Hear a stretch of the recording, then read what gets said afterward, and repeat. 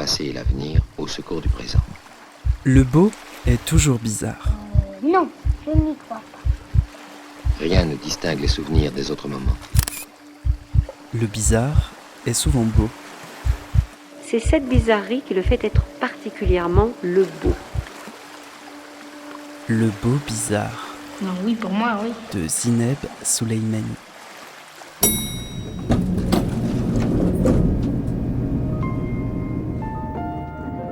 Bonjour à toutes, bonjour à tous. Bienvenue dans Le Beau Bizarre, un espace sonore libre et hybride. Un espace qui continue de voyager et de questionner.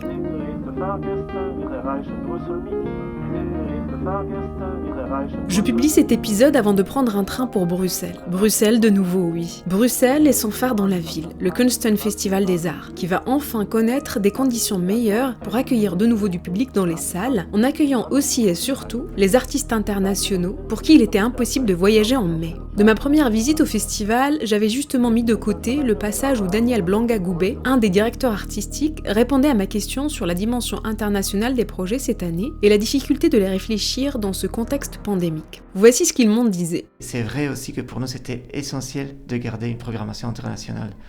Et je dis ça parce que c'est pas du tout l'aspect de positionnement du festival ou l'aspect, entre guillemets, glamour du festival de pouvoir avoir une programmation internationale, mais c'est aussi un positionnement, encore une fois, politique sur le risque que la pandémie pourrait avoir sur la réduction d'une scène internationale. Et je le dis car on vit aussi dans un contexte qui, en plusieurs pays en Europe, on est en train quand même de vivre une montée d'une droite plus nationaliste et populiste qui essaye quand même de pouvoir revendiquer l'idée du local comme quelque chose qui doit être soutenu d'une manière plus forte ou parfois presque exclusivement. Et je pense que pour nous, en tant que festival, c'est super important de garder cette attention vers le local, mais c'est aussi important de revendiquer qu'on a pas seulement la possibilité de soutenir des projets d'artistes qui ne sont pas basés en Europe, mais on a besoin d'avoir ces perspectives. On a besoin d'être enrichi par ces perspectives. Que ce qui est produit ici, ce qui est magnifique, n'est pas suffisant pour pouvoir vraiment saisir la complexité d'un monde qui est de plus en plus globalisé et qui a besoin de ne pas être simplement vu à partir d'ici, mais aussi de pouvoir être raconté à partir des yeux de ceux qui habitent d'autres régions du monde. Et pour nous, ça, c'est un aspect vraiment important. Le fait donc de garder cet aspect international, même en temps de pandémie, même avec la complexité extrême des voyages, quarantaines, quantité de tests qu'on est en train de faire ces semaines pour essayer d'accueillir ces artistes, c'est encore une fois pas quelque chose qu'on fait pour eux ou elles, mais c'est quelque chose qu'on fait pour le public à Bruxelles aussi. Et l'importance d'être enrichi par encore une fois, cette polyphonie de perspectives qui nous aide un peu à ouvrir une image plus complexe du monde. Donc on a essayé de garder ça, parfois en faisant voyager les artistes. C'est le cas de plusieurs projets qui sont présents en juillet. C'est ça. Le problème, c'est ça. C'est quoi le problème? C'est difficile à partir de Bruxelles.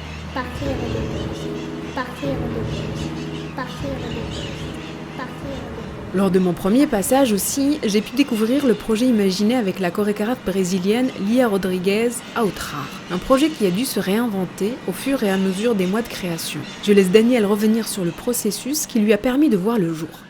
Donc avec toute la complexité aussi, comme je disais, de en quelle manière faire ça dans le contexte sanitaire d'aujourd'hui. Et aussi parfois ça a été l'occasion pour pouvoir penser les choses différemment. Donc avec Lia Rodrigues, on a commencé un dialogue magnifique en septembre sur la possibilité d'imaginer un projet pour le festival. Et pour nous, c'était déjà l'idée de concevoir un projet à distance. Parce qu'à ce moment-là, Lia était en Europe depuis le début de la pandémie, elle était à Amsterdam. Et toute la compagnie était à Rio, à Marais. Et donc, on s'est posé une question, en quelle manière pouvoir imaginer un projet, de commencer un parcours à distance entre l'IA et les danseurs, danseuses de la compagnie pour continuer à travailler pour voir aussi l'activité artistique est aussi une activité économique. Et c'est aussi une manière de pouvoir continuer à travailler, continuer à avancer, même travailler à distance malgré la difficulté. Et ce projet s'est transformé dans ce projet Outrar, dans lequel finalement l'IA est rentrée au Brésil au mois de mars. Et on a décidé de continuer et que toute la compagnie à Maré, à Rio, avec l'IA, ils ont créé des lettres chorégraphiques, en quelque manière,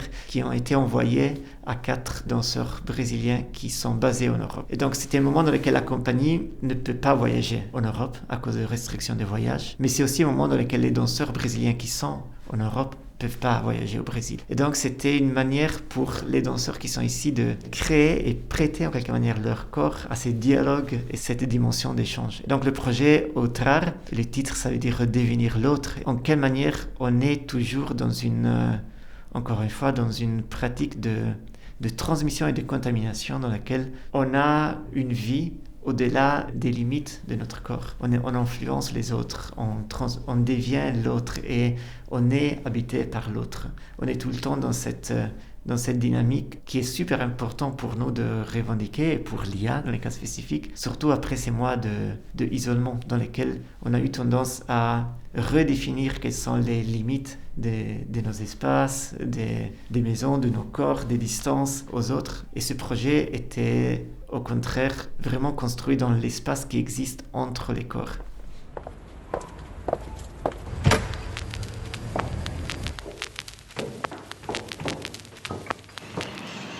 Tu vas de quartier comme ça, tu dis tiens, ça c'est la campagne. Donc là, je viens dans la ville. En fait, Paris, c'est Barbès, quoi, c'est tout petit.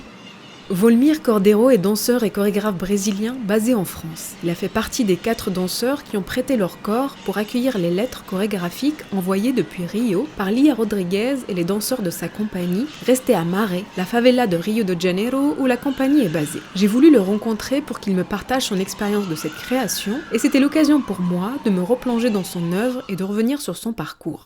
Volmir Cordeiro, en 2001, vous aviez 14 ans et vous avez vécu une expérience qui est devenue une expérience fondatrice de votre rapport à la danse. Est-ce que vous pouvez nous la raconter ? Oui, alors quand j'avais 14 ans, c'était le moment où Lia Rodriguez montrait sa pièce « Ce dont nous sommes faits » dans ma petite ville, dans la petite ville où je suis née, Concórdia, à Santa Catarina, au sud du Brésil. Et donc je faisais du théâtre et elle allait se présenter justement dans la salle où je faisais mes premiers cours de théâtre. Cette pièce, elle était interdite par la déléguée des mineurs de la ville, dû à la nudité qui composait la pièce. Et donc, comme j'étais là depuis un moment et je voulais surtout voir tout ce qui venait de loin, notamment Rio, qui est quand même très loin de cette ville. Et en plus, c'était de la danse contemporaine, donc hyper intéressé, curieux par cette forme qui, à ces moments-là, ne voulait rien dire. Et en même temps, il avait une espèce de concentré de sémantique hyper fort, de gestes, de théâtre, de danse, du cirque. Tous étaient mélangés dans mon imaginaire. Je rencontre la compagnie d'Elia. Elia me dit,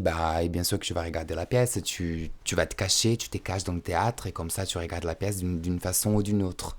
Et c'est ce que j'ai fait. Je me suis caché sous les chaises du théâtre, et comme les danseurs et le public étaient tous ensemble sur le plateau, j'avais toute la salle, la place pour les spectateurs pour moi, et toute la première partie de la pièce où justement il y a de la nudité tout le temps, j'étais caché, et pour la deuxième partie où ils étaient habillés, j'ai monté sur le plateau, et c'est comme ça que j'ai fait ma première rencontre avec Lia et son travail en me disant c'est ce que je veux faire pour moi et dans ma vie aussi. 20 ans plus tard, vous avez été appelé par Lia Rodriguez pour participer à la création de sa pièce Outrar, une création qui a eu lieu dans un contexte particulier, celui de la pandémie que nous connaissons. Est-ce que vous pouvez nous raconter comment ça s'est passé pour vous cette création et le dialogue avec Lia à distance ?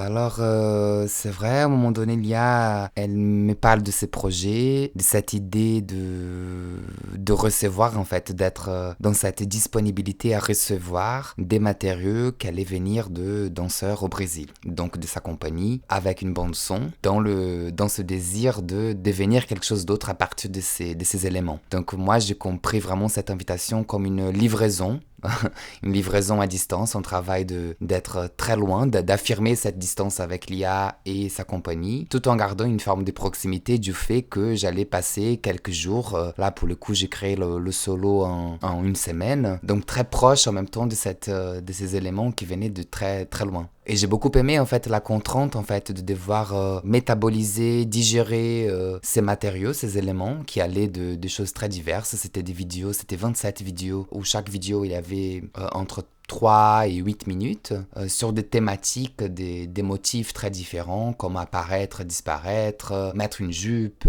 devenir moche, secouer le corps, secouer le visage, voilà, plein de choses avec une liberté incroyable. Et en connaissant un peu le travail d'Ilia du fait d'avoir passé par sa compagnie il y a presque 10 ans, je me regardais vraiment dans ces éléments-là qui quelque part faisaient partie même de la construction du processus de Polorock, la pièce que j'avais dansé avec elle. Donc Lia, elle m'invite à être le... Voilà, c'est lui qui allait faire une proposition à partir de ces éléments-là. Et j'ai beaucoup aimé l'idée. Quand on a eu ce rendez-vous avec les danseurs, je leur ai demandé est-ce que vous voulez bien qu'on passe par tous les éléments et que tous les éléments soient visibles sur scène. Et on m'a dit oui, allez-y, essaye de faire toutes ces choses-là.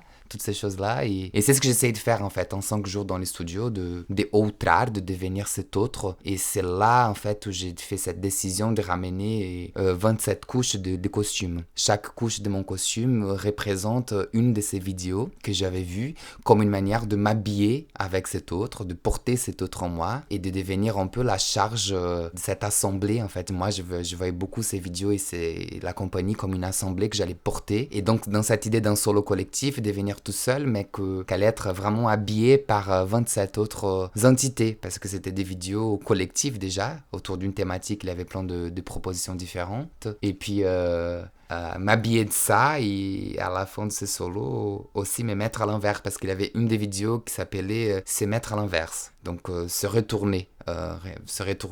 J'ai lu ça, j'ai interprété ça un peu comme se retourner contre soi, et c'est pour ça qu'à la fin du solo je commence à enlever ces couches et je propose une figure un peu une sirène, une espèce d'être magique, mystique, aussi mythologique qui vient d'un lointain. Et c'est comme ça que j'ai interprété d'abord cette initiative, on va dire, de l'IA, de nous envoyer des moteurs et voir comment nous, les interprètes, on pourrait les décliner pour en faire quelque chose. Vous êtes 4 danseurs brésiliens et 3 solos sont présentés en alternance les soirs de représentation. Vous êtes présents tous les soirs et puis c'est la deuxième partie qui change. Comment le dialogue a existé aussi entre vous, les interprètes brésiliens qui êtes présents ici en Europe? Est-ce que échange il y a eu, ou est-ce que en fait finalement c'est vraiment chacun a travaillé son solo et puis vous avez coexisté après au plateau? Alors nous on n'a pas eu d'échange. Pendant le moment de la création, on a eu ce rendez-vous avec tous les danseurs d'ici et tous les danseurs de la compagnie d'Ilia, et c'était le moment pour expliquer, raconter le projet, comprendre le projet, savoir comment on pourrait l'interpréter. Et ensuite, chacun, je pense, dans son univers, on allait créer et on s'est retrouvés le jour même de la représentation. Donc évidemment qu'on a échangé parce qu'on a partagé les mêmes loges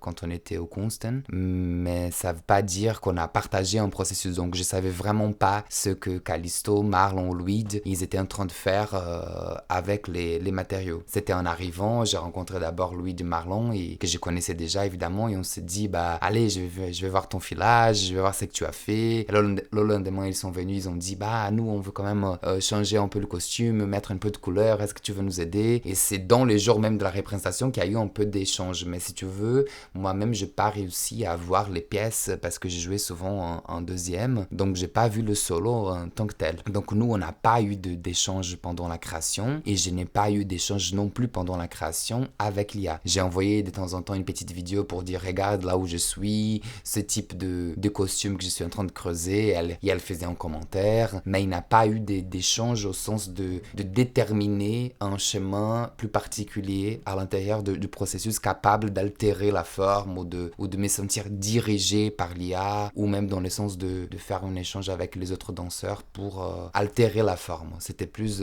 un envoi ou juste dire je suis là, je suis habité par le projet en fait. Le projet m'habite en ce moment et je suis dessus. Dernière question sur Outrar. C'est un dispositif particulier, c'est à la fois collectif, plusieurs entrées possibles à distance, des matériaux qui nourrissent comme ça la recherche jusqu'à la création, mais le résultat pour vous comme vécu, c'est presque un solo de vous libre, assigné de vous, de votre vocabulaire chorégraphique, de votre histoire corporelle et de recherche, mais en même temps elle est inscrite dans quelque chose de collectif, hein, c'est un solo collectif, c'est vrai que c'est un peu intriguant le nommer comme ça. Comment vous avez vécu ça et comment ça s'inscrit ou ça vient peut-être aussi changer ou nourrir votre propre recherche personnelle? Alors c'est toute la complexité du projet, bien évidemment, parce que à la fois il y a l'IA qui a cette idée et qui génère une conception, qui génère un concept d'accueil. Je vois ça vraiment comme une terre d'accueil, comme une espèce de territoire où elle propose des commandes et ces commandes sont dirigées par des éléments que les danseurs de sa compagnie produisent à partir de ces thématiques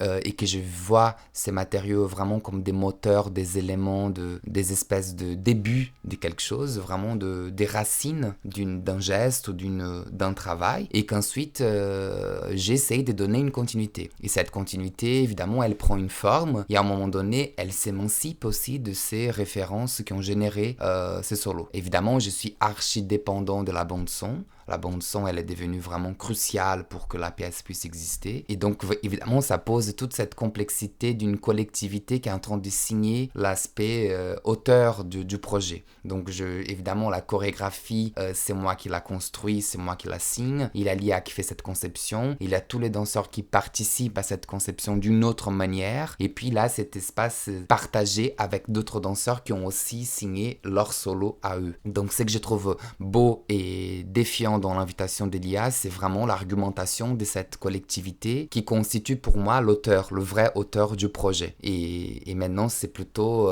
trouver des modalités de nommer cette collectivité-là. Volmir Cordeiro, vous êtes donc brésilien, vous êtes arrivé en France en 2011 pour intégrer l'École nationale de la danse d'Angers, dirigée à l'époque par Emmanuel Huynh. Et depuis, vous avez participé à des pièces de chorégraphes comme Xavier Leroy ou Latif Al-Abissi, mais vous avez surtout créé 5 pièces chorégraphiques, des solos, des duos et une pièce de groupe, dans lesquelles vous êtes aussi interprète. En me plongeant dans votre œuvre chorégraphique, il y a des récurrences qui me sont apparues dont je voudrais discuter avec vous après l'écoute de ce premier extrait pour les introduire. Quand je faisais du théâtre, j'avais la nostalgie de la danse. Et quand je faisais de la danse, j'avais la nostalgie du théâtre. Il y avait là conflit, jusqu'à ce que l'idée me vint de conjoindre les deux. Je vais danser des personnages humains. J'ai inventé ainsi tout un concentré dont une radiation était la pantomime dansée moderne, une autre la danse abstraite, d'autres encore les danses satiriques, les danses musicales, les danses expressionnistes. Je faisais donc exploser dans le monde un faisceau de stimulation.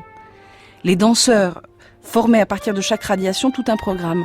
Pour moi, il s'agissait uniquement de fuséoles sifflantes. Elles filaient autour du monde.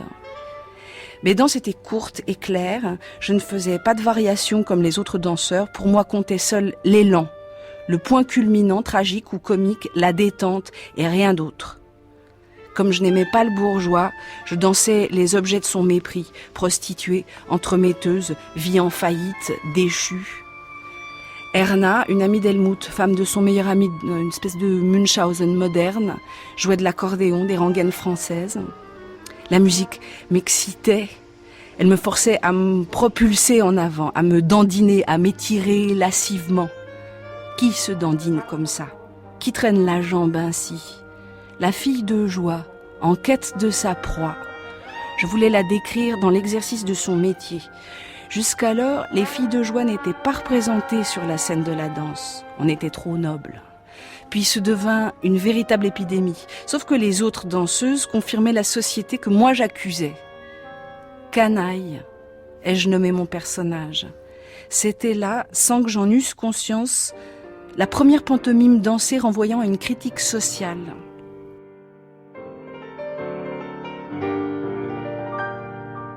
L'extrait est un texte de la danseuse Valeska Gert, de qui, je crois, vous puisez une part de votre inspiration et qui me permet d'introduire la première récurrence dans vos pièces. Il s'agit de la figure de la marginalité. Dans votre travail, en filigrane, il y a la question de la marge et de la marginalité. D'où vient votre intérêt pour ces questions ? Justement, je pense que cet intérêt, il a commencé au moment où j'ai quitté la compagnie d'Ilia et que je débarquais à Angers pour faire mes études et qui avait à Angers le travail de plonger dans un travail de solo, de créateur, de chorégraphe où il fallait vraiment trouver une manière d'interpréter son corps. Et évidemment, je me suis dit, il faut que je continue à interpréter mon parcours d'interprète afin que je puisse devenir chorégraphe. Et c'est là où j'ai tiré un fil de mes expériences auprès d'Ilia et de ce travail social d'engagement dans un territoire et des contacts avec la différence comme une manière de générer une chorégraphie. Et c'est là où je me suis dit, il faut que je commence par poser une certaine inégalité qu'il y a entre mon corps de danseur, ce corps tel que je le porte, et comment je peux, à partir de cette inégalité, me rapprocher des vies marginalisées, ou de comment faire communauté tout en restant tout seul sur scène avec d'autres types de corps ou d'autres types de gestes. Et c'est pour ça que j'aime beaucoup parler de gestes. À l'époque, évidemment, très déjà touché par le travail de Valeska Gert, comment elle dit, être énergisé par ces vies marginalisées pour pouvoir poser un geste. Et c'est là où j'ai dit, il faut que je fasse un retour à mon pays par l'imagination, donc l'imagination radicale de me connecter avec des corps auxquels je ne suis pas du tout identifié et je ne le serai pas du tout parce que c'est tout à fait un autre type de configuration physique, mais comment me rendre compte de cette configuration pour constituer une inégalité chorégraphique par le fait de rassembler des corps inconciliables ou traiter l'intraitable à partir d'une manière d'évoquer, que ce soit le geste de l'aumône, que ce soit le geste d'être dans la rue, que ce soit le geste de la poubelle, que ce soit le geste de ne pas avoir de quoi s'habiller ou d'une nudité étrange. Donc pour moi, la question de la marge, elle est toujours traitée comme une manière d'intensification de l'étranger et de l'étrangeté, comme un processus d'identification avec celui qu'on ne peut pas s'identifier directement. Donc c'est vraiment poser cet écart entre des extrêmes qui permet qu'on puisse se connecter avec des choses qu'on ne croit pas être connectées davantage. Dans cet extrait, il y a aussi le rapport au théâtre et au corps qui performe tout entier en démarrant par le visage, par la grimace, présente aussi dans votre travail. Je crois que vous avez aussi fait du théâtre au Brésil avant d'arriver en France. C'était nécessaire pour vous, comme Valeska Gert, de garder un peu de théâtre dans votre danse et d'amener de la danse dans votre théâtre ? Tout à fait, j'ai commencé dans le théâtre, un théâtre qui était très physique, très axé sur le corps, et c'est vrai que je garde jusqu'à aujourd'hui un certain rapport à une théâtralité, à une manière même d'aborder le texte, la parole. Dans Ciel, par exemple, il a le chuchotement, ou dans Inès, il y a 25 minutes de texte, dans La bouche, le reste, il a une liste de mots, il a le chant qui surgit pour Trottoir. Toujours, il a un rapport au texte parce que je suis toujours un peu peut-être jaloux de cette priorité, de ce privilège narratif de la parole qui permet d'accéder d'une certaine manière plus vite au discours. Et du coup, c'est une manière aussi que j'ai trouvé de mon côté de fuir un peu l'abstraction de la danse ou de vraiment arriver quand même à cadrer le discours que j'ai envie quand même qu'il soit reconnu, qu'il soit touché par le spectateur. Et je trouve que dans la parole, il a toujours ces privilèges sémantiques qui fait qu'on accède à quelque chose, même si ça va pas du tout fermer la compréhension. Je trouve que ça donne une direction, ça donne une piste. Et donc, je me sers toujours de la parole, comme je me sers beaucoup de cette idée de Valeska Gert, des personnages dansés. J'invente évidemment que ça soit, comme j'ai fait pour Outrar, justement, c'était l'idée d'imaginer la campagne qui danse, ou même d'imaginer la terre qui parle. Donc des choses qui sont souvent considérées muettes, mais quelle serait la danse parlante de la terre? C'est pour ça que j'aimais justement ces corps, cette image aussi de l'agriculture avec beaucoup de tissus pleins de fleurs, une manière d'aborder la faune, la flore, et puis de mettre le sang un peu maquillé sur ma main, alors qu'il a une autre main avec ces gants un peu cabaret ou au plus noble, de contraster, faire ces contrastes pour justement amener une théâtralité, donc vous donner à voir un personnage qui parle pendant qu'il danse et qui raconte une histoire à la fois de douleur et en même temps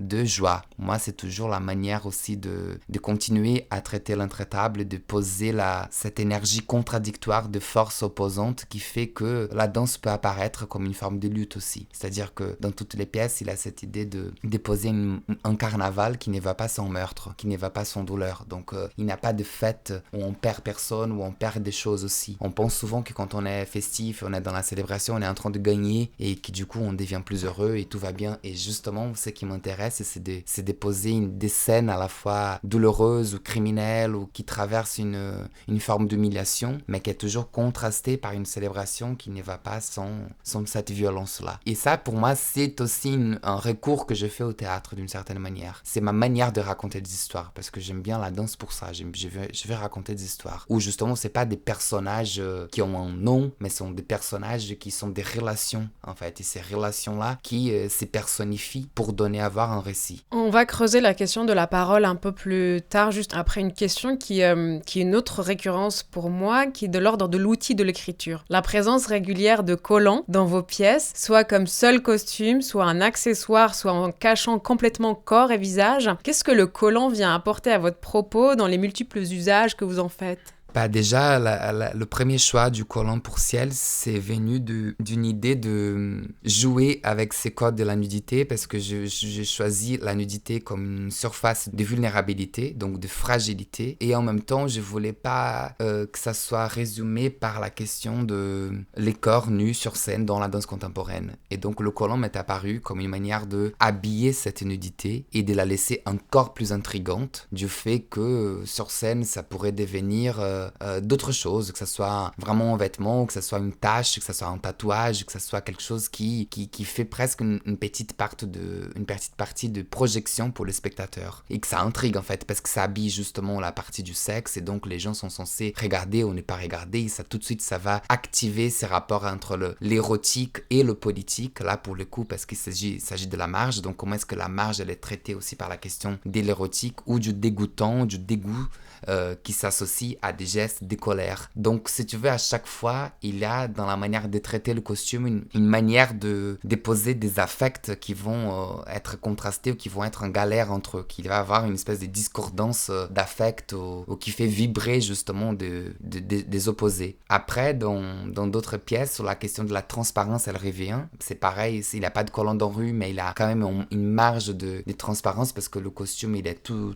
troué, comme les chaussures. Et puis pour trottoir, on est totalement couvert avec le collant parce qu'il a cette idée de désidentifier le corps, que je trouve que le collant, tout en marquant la silhouette et en posant des formes, il participe à cette désidentification. Et je trouve que la cagoule, elle est encore une fois un recours théâtral hyper puissant pour cacher le visage tout en proposant une surface de projection pour d'autres visages possibles et en gardant cette élasticité. Je pense que la partie élastique du collant ramène à quelque chose d'une plasticité des possibles en fait, des possibilisations d'identités qui peuvent émerger au lieu de nous faire identifier en tant que danseur à un tel ou à une telle personne, géographie, type de corps, plus ou moins de pouvoir, tout en passant par ça. Donc c'est une manière en fait de faire une bifurcation pour après revenir à cette question-là, parce que dans la deuxième partie du trottoir, évidemment, le corps il apparaît, le visage surgit, mais une fois qu'on avait bien épuisé pendant 30 minutes, c'est cette attente que le public il a de voir le corps et de vouloir l'identifier à une histoire.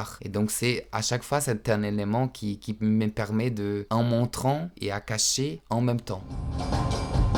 Gauche, droite, est, ouest.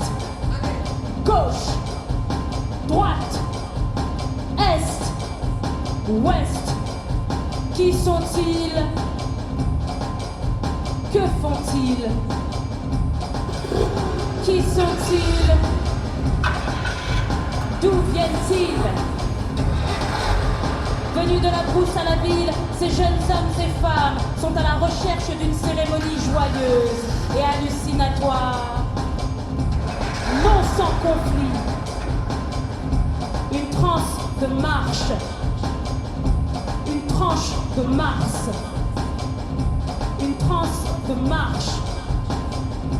Une tranche de Mars. On dirait des collègues, des copains, une famille. Ils n'ont pas inventé la poudre, ils n'ont dompté la vapeur. Ils ont le cœur chaud et parfois ils ont froid. Ils connaissent les voyages. Ils connaissent les voyages. Tous les jours, tous les soirs, procurent une sensation de dimanche, une sorte de grand repos festif. Ils nagent, ils travaillent, ils se baladent avec leur patron, ils nettoient les vitres, ils poussent des camions, ils prennent des substances heureuses, ils accouchent, ils se lavent, ils prennent des trucs, ils troquent, Ils vendent des trucs, ils troquent. Ils volent des trucs, ils troquent. Ils s'organisent leur milieu. Ils s'organisent leur milieu. Ils s'organisent leur milieu.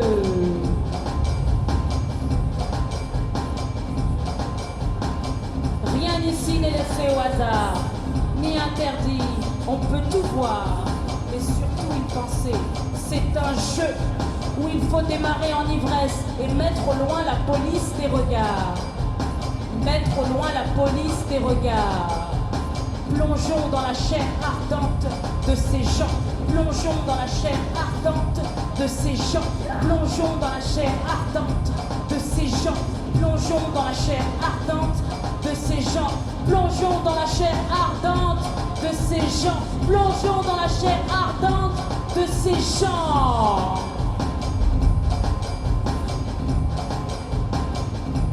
Plongeons dans la chair ardente de ces gens.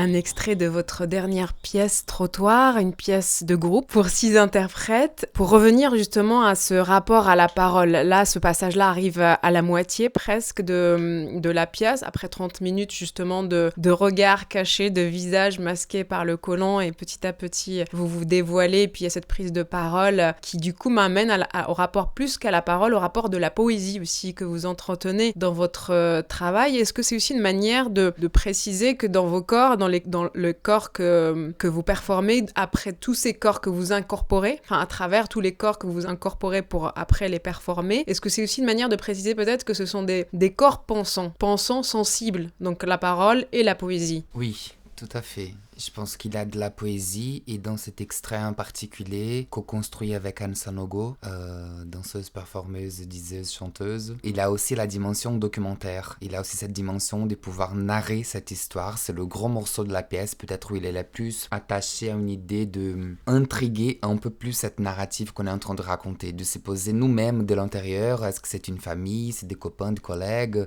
ils vont à la brousse, ils viennent de la brousse, ils vont à la ville, quel est le type de rituel qu'ils vont traverser? Qu'est-ce qu'ils veulent en fait, cette espèce de célébration, mais ces repos festifs, mais qui en même temps n'est pas totalement assuré parce qu'il y a une espèce de surveillance qui est autour avec cette police de regard. Donc il a ce recours justement à raconter une histoire de manière très poétique pour justement garder cet espace pour l'imaginaire, pour le public, capable de eux-mêmes, je pense, composer leurs propres poèmes en regardant la pièce et choisir la manière d'interpréter. Et c'est vrai que je trouve dans la poésie justement cette vibration incroyable de composer, de faire avec nous en fait, de ne pas totalement plaquer l'imaginaire, mais même dans Rue, quand j'utilise les poèmes de Brecht, ils sont dits d'une certaine manière ou sont composés pour justement laisser cette place d'incompréhension aussi, ou d'une espèce de bulle d'air qui permet que le geste puisse aussi avoir sa place pour contraster ce qui est en train d'être dit. C'est-à-dire que la parole, elle est jamais dite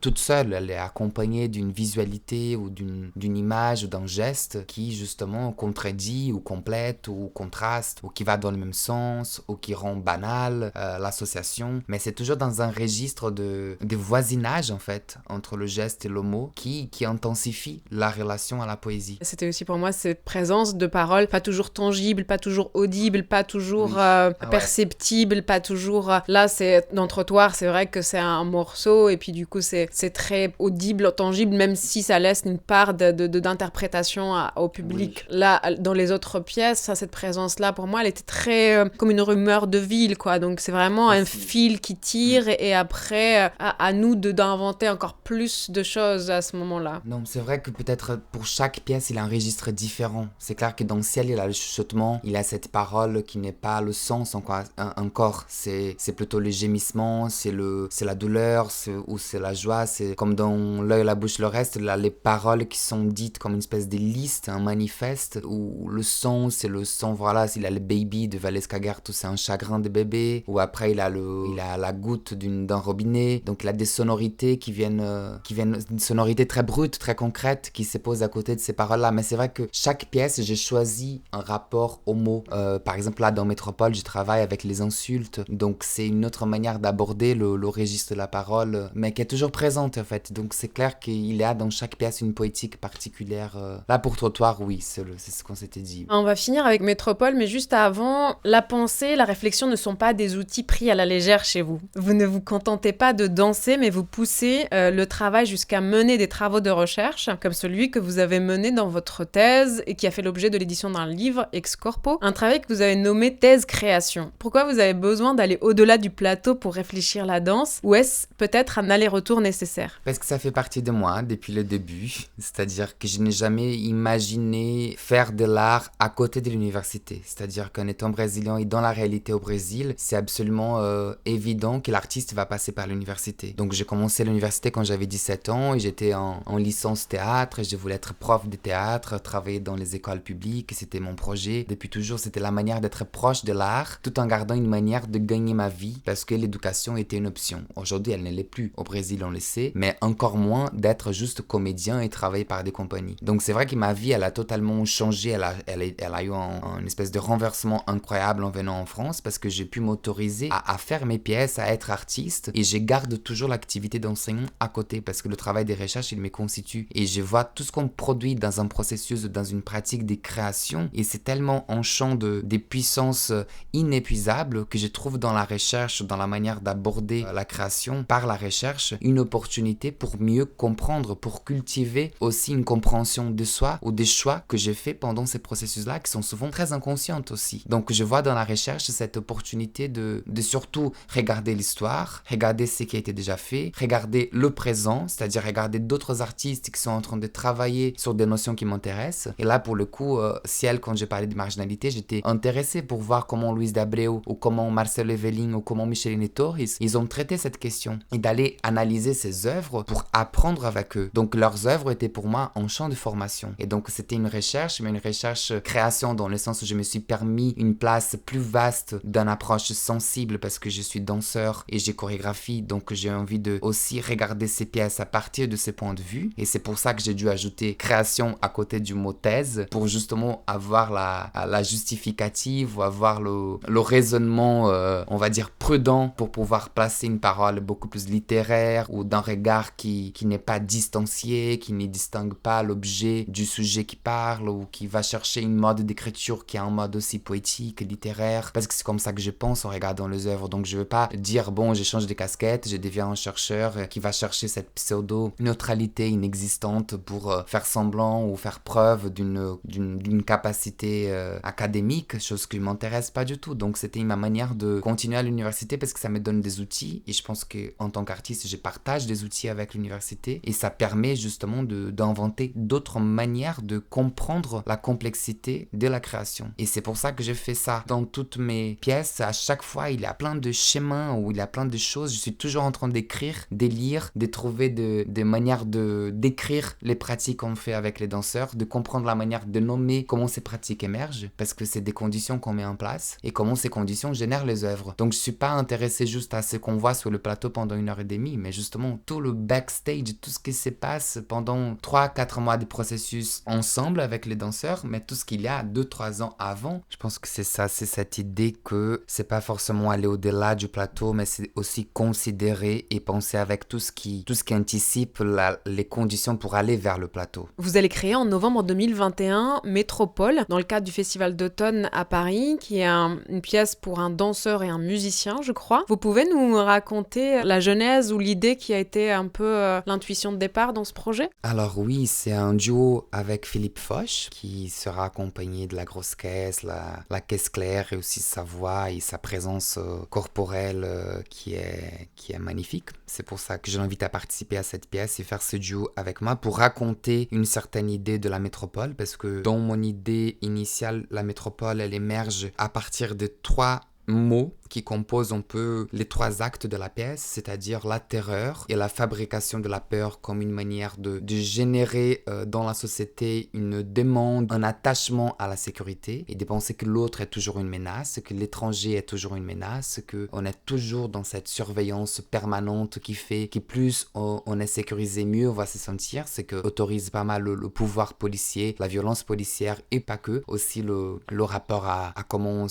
on s'attache aux ordinateurs, aux réseaux sociaux et de plus en plus comment on se cache par derrière ces avatars numériques qui prennent notre place et qui commencent à faire circuler un discours à la fois très homogénéisé ou très aplati au profit de cette nécessité on va dire un peu fabriquée de sécurité. Donc c'est pour ça que la terreur et la peur constituent le premier acte. Le deuxième, c'est plutôt la révolte, c'est-à-dire se réapproprier de l'espace public et de nos corps pour justement aller dans l'espace public et de revendiquer les corps comme le besoin d'exister comme corps, de nommer nos besoins vitaux et de pouvoir aussi crier nos besoins. Et je pense que la révolte, elle est nécessaire pour ça parce qu'elle engage aussi la nécessité de revendiquer notre besoin d'avoir l'espace pour imaginer, l'espace pour être libre et poser nos regards critiques aussi vis-à-vis de tout ce qui se passe comme politique. Et le troisième, c'est donc la stupidité, où je viens interroger ce rapport aux réseaux sociaux ou au téléphone ou à la télé, à l'écran, où souvent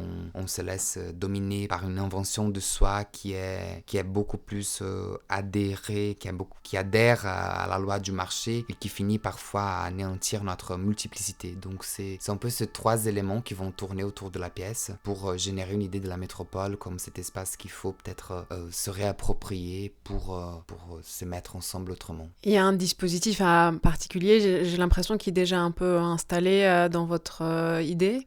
Justement, oui, il a cette idée de poser Philippe Foch au centre de cette scène et contrôler, moi aussi contrôler par ces délimités, on va dire démarquer, parce que la métropole c'est aussi une forme de démarcation et donc je démarque l'espace avec ces poteaux de guidage, ces espaces, ces objets assez banals que je conçois avec Hervé Blanc pour la scénographie où justement j'imagine un espace surveillé, contrôlé qui va au fur et à mesure s'ouvrir ou se refermer pour danser à la fois le contrôle et la nécessité de l'exploser. Et le point de départ, il me semble, c'était une collaboration avec Paul B. Preciado, vous pouvez nous raconter ? En fait, c'était une invitation, c'est-à-dire qu'à un moment donné, Paul Preciado m'a envoyé un mail pour faire une danse pour la Révolution et il l'a placé à l'intérieur d'un symposium qu'il organisait à Pompidou. J'ai accepté car j'étais absolument fan de ses écrits et très passionné de son écriture, sa pensée. Donc j'ai fait cette performance et ça a été joué une fois dans ce cadre-là et dans une logique un peu écologique des idées, je me suis dit que ça valait la peine de continuer cette idée, de donner une suite, un prolongement et c'est pour ça que j'ai transformé cette performance dans Métropole et maintenant c'est devenu